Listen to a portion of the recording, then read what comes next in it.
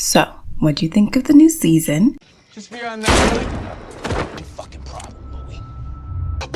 Bodies! Before I get into the analysis, someone asked me to do a review. So here's that. For the analysis, skip to the time on the screen. I didn't take notes as much as usual for this video, so please forgive me for any mistakes, or drag me, whatever you feel like doing. I was unsure in the first couple of episodes, but I really did like this season of Snowfall. There was not a second of screen time wasted. Leon was definitely my favorite character this time around. I liked the more militant and radicalized turn that his character has taken, not only because I agree with his actions for the most part, but also because radicalization is often a response to oppressive conditions. He's all about Black solidarity and spreading that message, even when people aren't ready to hear it. I'm glad he didn't become a nihilist as a reaction to his circumstances, which I feel like unfortunately that's where Franklin is headed. I think Veronica's cool. Immediately I knew she was some sort of replacement for Sissy's prior role as the voice of reason, considering the turn that Sissy's character has taken this season, and I really liked their relationship. They seem to genuinely care about each other. Sissy was also sort of radicalized by Alton's disappearance and alleged death, but I liked her role this season too. I don't think Sissy gets enough credit. She's the one that introduced Franklin to real estate as a way to clean his money. She's incredibly resilient and valuable as a character. I hope Gustavo will be back next season. I always liked him. I never really found Teddy interesting at all, so I don't care what happens to his character, to be honest. I think we can all agree that a lot of tragedies that took place this season were because Franklin was too arrogant and comfortable. In my opinion, he has no one to blame but himself for his $70 million getting snatched. A lot of his actions were messy and not entirely thought out. I really like the plot twist with Peaches being an addict. It shows how addiction can affect everyone, and it makes you question what Franklin was even paying attention to if he didn't notice that his bodyguard, the person with the closest proximity to him, was an addict. Kane was also a great addition this season. He really carries himself differently than Franklin. He has a code that he follows, and I think that's because he's an OG. He was super respectful to Veronique and Louie, and that's something that I really like about him. But in my opinion, if your enemy can be extremely cordial with someone close to you, rather than treating that person as an extension of you, then they are a person that you need to fear.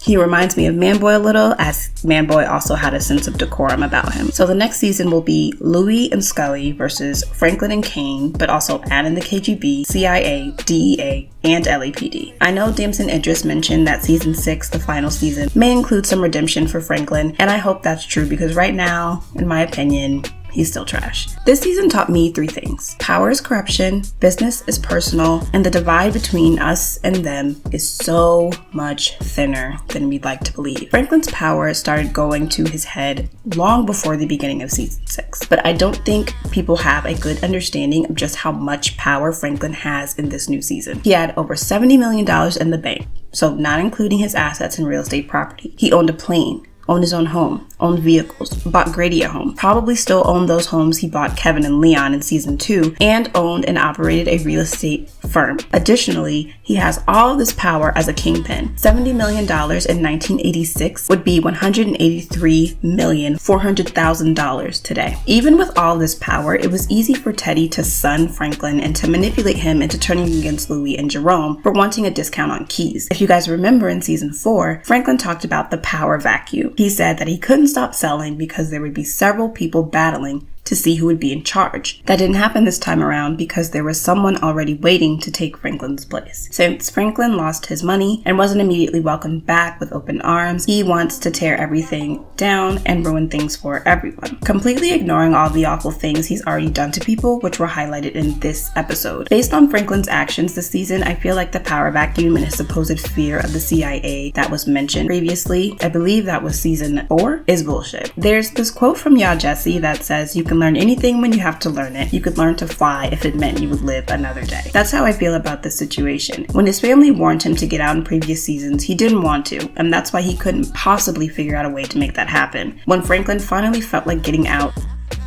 Of course, circumstances were different at that point, but I truly do think that Franklin could have figured out a way to get out prior to this season. In contrast, Leon, though he possessed power of his own, kept himself down to earth. He had a tight grip on the projects before, but everything that happened last season really humbled him, which was good to see. He took people in the neighborhood on field trips, encouraged them to learn, read, and travel, and made himself available when necessary. He still governed the place as we see him punish a boy for stealing from his crew, but he's a responsible leader. At the end of the season, he gives up his power in favor of going to Africa with Wanda, and while we can tell he's a bit disappointed in the way that things are going without him, he knows that if he steps in, he'll be stuck there forever. Business is always personal because your personal beliefs affect how you do business. In episode 9 of the season, we get this interaction. This has been a key idea for Franklin's character since the beginning. Why did Franklin's company own the homes he gave Leon and Kevin, and why didn't he mention it to them? Because it was a business move masquerading as a personal gift. Why do you think Franklin brought in his best friends and family members to help him sell rock? Because he had a personal connection and rapport with them. As different as we try to make business from our personal lives, you need to have people that are dependable in your business, people that you can trust. In episode 10, KGB agent Reuben killed Avi, not because he wasn't helpful, but because he wasn't trustworthy. On the flip side of things, Avi developed a sort of affection for Franklin and Leon, making his business personal. Toward the end of the season, Franklin expected Louie to forget about business in order to bring him back in to help him get revenge on Teddy. Louie turned him down, and now Franklin wants to kill her, making business personal again. The reality of the situation is, if he really wanted to make all of that money back, he could work for Louie, but that's not gonna happen. What's more, even if it's not personal to you, it's personal to someone. Teddy disappearing Alton was personal to Franklin and Sissy, but to Teddy, it was just business. Franklin killing Kevin was just business. Y'all love to tell me that, but to Kane, it was personal.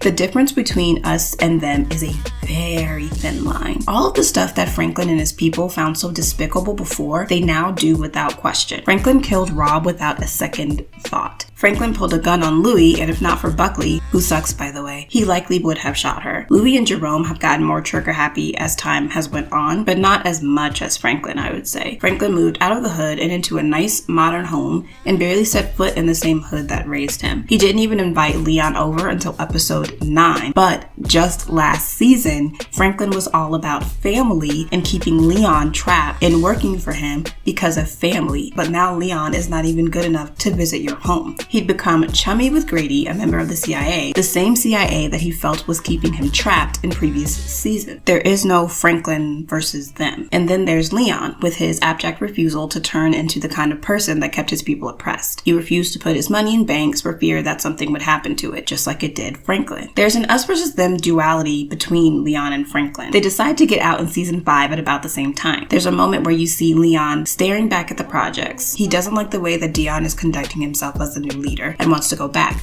but instead he leaves with Wanda. Franklin, on the other hand, gets sucked back in, even though he has Veronique, his voice of reason, telling him that he'd break even. The detail that he's caught on is that he would no longer be rich and that they'd lose the downtown property. In a way, Leon sees everyone as family, while Franklin sees everyone as an enemy. That is an oversimplification of things, but the concept itself holds up. In episode 1 of season 5, in reference to Teddy killing Grady, Franklin says, "Lions sometimes eat their young." This stood out to me, and in hindsight, it's incredibly important to the entire season. Not just because Franklin has done the same to his own young time and time again, but because I know more about lions than Franklin. For example, male lions are much stronger than lionesses, but lionesses are experts at hunting and camouflaging, and they're much faster than males. Also, when a pride is taken over by a new lion, the remaining males are evicted. When Franklin told Teddy that he was finished, Louie effectively became the new leader. It's not typical for lionesses to lead, but Louie's a human, and the simile is no longer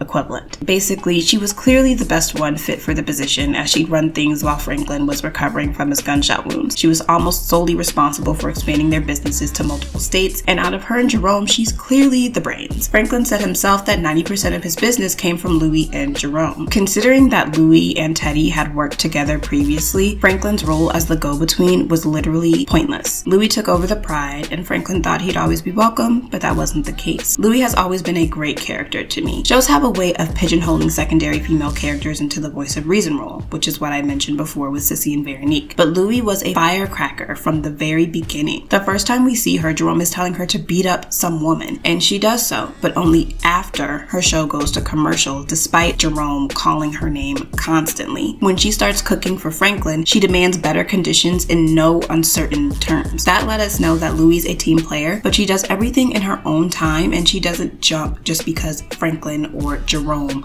or anyone says so. She showed us this again when she left Jerome for Claudia, not because she didn't love him, but because he refused to give her a cut of profits and because he wasn't treating her with respect. She left Claudia for essentially the same reason.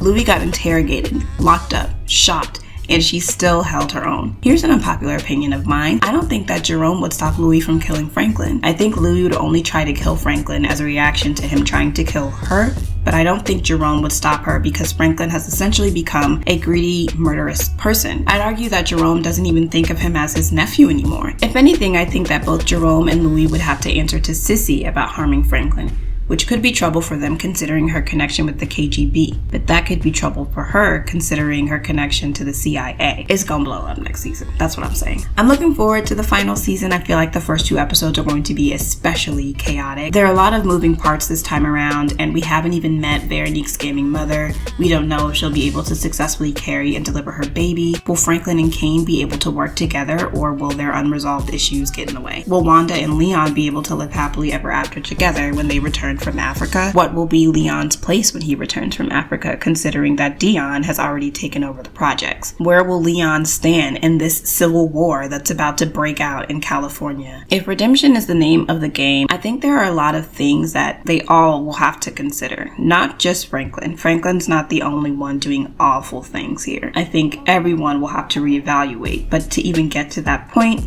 we have to find out who gets killed, who gets locked up, and who maintains their freedom and in what capacity. Are they on the run? Are they in hiding? What does it look like? If you're interested, I also posted this short about how most of the women that interact with Franklin throughout the series represent the 7 deadly sins. If you want to check that out and tell me that I'm reaching, because I am, please feel free to do so. Bye.